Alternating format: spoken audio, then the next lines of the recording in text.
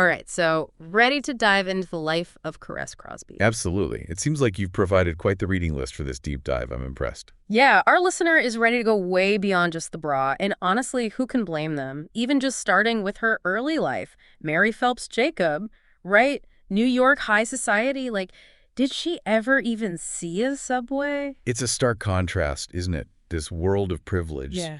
And yet that story about her debutante ball, ditching the whalebone corset to dance, it speaks volumes. Oh, like, that's not just about comfort, that's a statement. And it kind of prefigures how she approaches the whole bra thing, right? It wasn't some calculated business plan. It was more like, ugh, this corset is so not happening tonight, there's got to be a better way. Exactly. The patent you dug up, it really does confirm that. She was solving her own problem, one that just happened to resonate with a whole lot of women. $1 for the first bra, huh?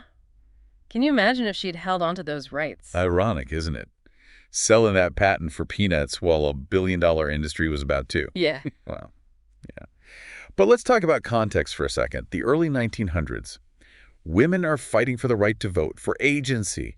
And here comes this undergarment, literally unshackling them. It becomes a symbol of something much bigger. Totally. Though I'm not sure anyone saw what was coming next, least of all Caresse. Suddenly, we've got Harry Crosby on the scene. Dashing, a bit roguish. Okay, maybe he is my type. But seriously, even in the Roaring '20s, their affair was scandalous. What was it about him that made her risk everything? Keep in mind, she's in a loveless marriage at this point. Everything we've learned about Caresse suggests she craved passion, excitement. Harry, and what he represented, was her escape route. An escape they did. Paris, the lost generation, Hemingway. It's like stepping into a time machine. So, what's the story there? What was Caresse's role in this whole crazy scene? So they're living the dream, right? Paris, parties, the Fitzgeralds on speed dial. But it couldn't last forever, could it? Not with that pact looming over everything. The way Harry's death unfolded. Well, it's hard to reconcile with the glamorous image of the lost generation. Yeah, suicide pacts tend to do that. It's easy to forget when you hear about their whirlwind romance that death seemed to fascinate them even early on.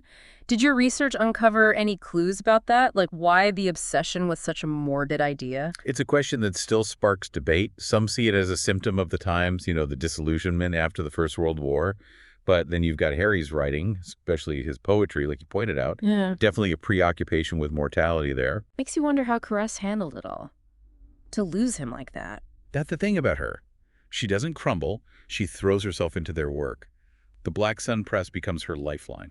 She publishes Henry Miller, right? I mean, talk about a controversial choice. That took guts. Absolutely. You draw a straight line from Harry's tastes to the authors she champions. Yeah. It's like she's on a mission to keep his rebellious spirit alive. And then there's the whole Canada Lee situation. I mean, an interracial relationship in the 1930s. That's a whole other level of social defiance. It really is. Remember, this is a woman who grew up in privilege, surrounded by societal rules, and yet she chooses to love openly. Consequences be damned. That sounds about right. So are we surprised when she marries a guy almost 20 years younger? Not really. What was it about Burt Young, anyway? Just another handsome face in the crowd.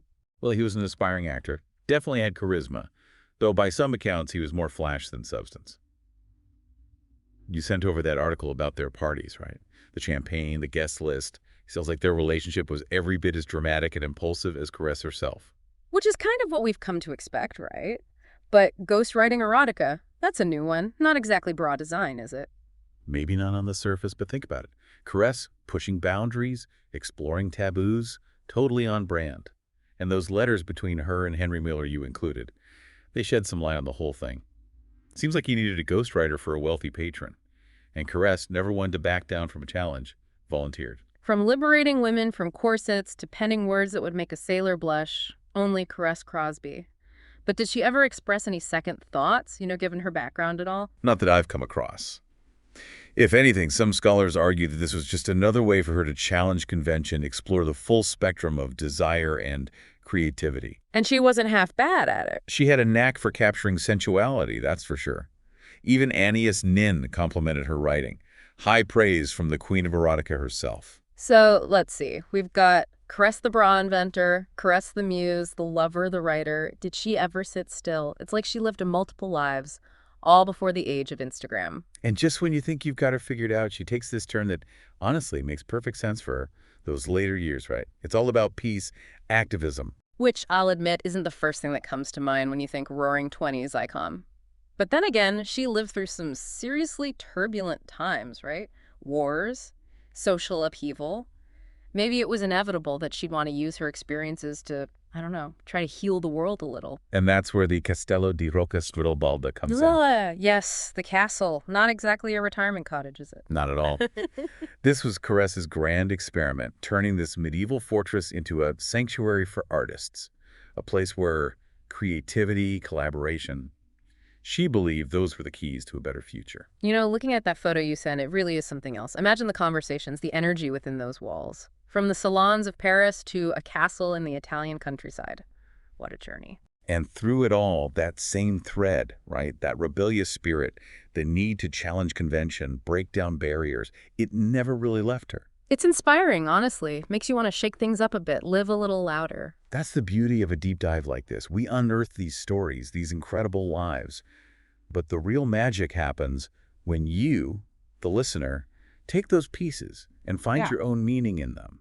What resonated with you? What surprised you? Because ultimately, that's the whole point, isn't it? It's not just about the facts. It's about letting them spark something within you, something that stays with you long after the conversation ends. Maybe it even inspires a little deep dive of your own.